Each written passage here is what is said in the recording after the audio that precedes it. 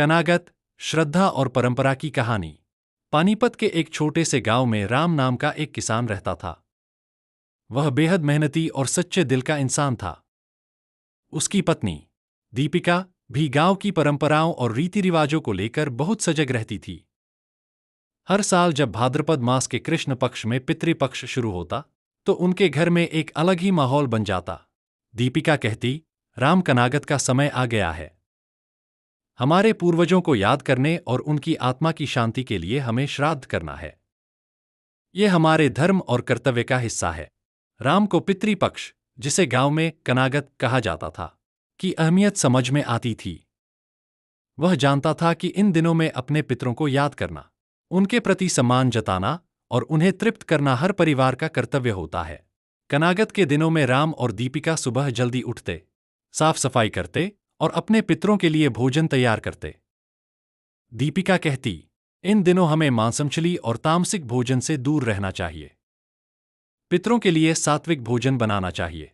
राम ने गांव के बड़े बुजुर्गों से सुना था कि कनागत के समय में पितृलोक के द्वार खुल जाते हैं और पितरों की आत्माएं धरती पर आती हैं। वे अपने परिवार को आशीर्वाद देने और उनकी भलाई सुनिश्चित करने के लिए आते हैं। एक दिन श्राद्ध के दौरान राम ने अपने बेटे रोहित को बुलाया। रोहित शहर में पढ़ाई कर रहा था और इन परंपराओं को बहुत पुरानी मानता था। उसने कहा, पिताजी, ये सब करने की क्या जरूरत है? ये बस अंधविश्वास है। हमें अपनी मेहनत पर भरोसा करना चाहिए, न कि इन पुराने रीति रिवाजों पर। राम मुस्कुराया और कहा, बेटा, ये अंधविश्वास नहीं है। ये हमारे पूर्वजों के प्रति कृतज्ञता व्यक्त करने का तरीका है।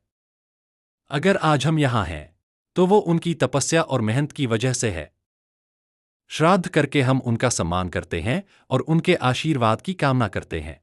रोहित ने सोचा, शायद पिताजी सही कह रहे हैं। हमें अपनी जड़ों को भूलना नहीं चाहिए। उस दिन राम और रोहित ने मिलकर श्राद्ध का भोजन तैयार किया। उन्होंने पितरों के नाम पर दान भी दिया और गरीबों को भोजन कराया। उस रात रामू ने सपने में अपने पिता को देखा। उन्होंने कहा, राम, तुमने हमें याद किया और सम्मान दिया। हम तुम्हारे साथ हमेशा हैं। तुम्हारा परिवार खुश और समृद्ध रहेगा। राम सुबह उठा और उसने अपनी पत्नी को सपने के बारे में बताया। सुनीता ने कहा, यही कनागत का महत्व है।